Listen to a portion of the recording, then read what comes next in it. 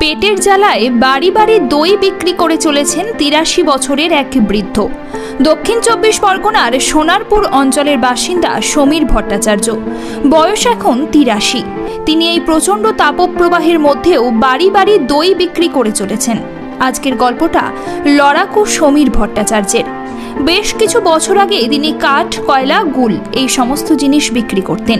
সময়ের সাথে সাথে পরিবর্তন হয়েছে মানুষ, আর এখন উনুনে রান্না করে না, অধিকাংশ মানুষই গ্যাস ব্যবহার করেন। এর ফলে সমীরবাবুর কয়লা বা গুল বিক্রি সেভাবে আর হয় না।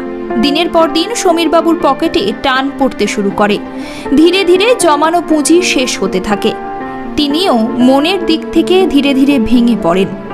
একবার ভাবুন তো, যদি অন্য কোনো মানুষের সাথে এমনটা হতো, আর বয়স যদি ৮৩ বছর হতো, তাহলে তিনি ভিক্ষাবৃত্তি বেছে নিতে বাধ্য হতেন। কিন্তু সমীরবাবু তা করেননি। এমন সময় কোনো একদিন সমীরবাবুর পাশের বাড়িতে পুজো হচ্ছিল এবং পাশের বাড়ি থেকে প্রসাদ দিয়ে যান সমীরবাবুকে। সেই প্রসাদের সাথে একটি দইয়ের ভাঁড় ছিল। সেখান থেকে তিনি একটু দই মুখে নিয়ে টেস্ট করেন আর দেখেন এটা তো নবদ্বীপের লাল দই। আর সেই থেকেই সমীরবাবুর ভাবনা আসে দই বিক্রি করার। এবার তিনি নবদ্বীপ থেকে সেই দই কিনে এনে কলকাতায় বিক্রি করেন। ধীরে ধীরে সমীরবাবুর দই মানুষ পছন্দ করতে শুরু করেন। তার বিক্রি বাড়তে থাকে। ধীরে ধীরে অর্ডারের চাপ বেড়েছে সমীরবাবুর। কিন্তু তিনি তাও প্রতিদিন একটা ভাঙা সাইকেল নিয়ে বেরিয়ে পড়েন বাড়িতে বাড়িতে দই বিক্রি করতে।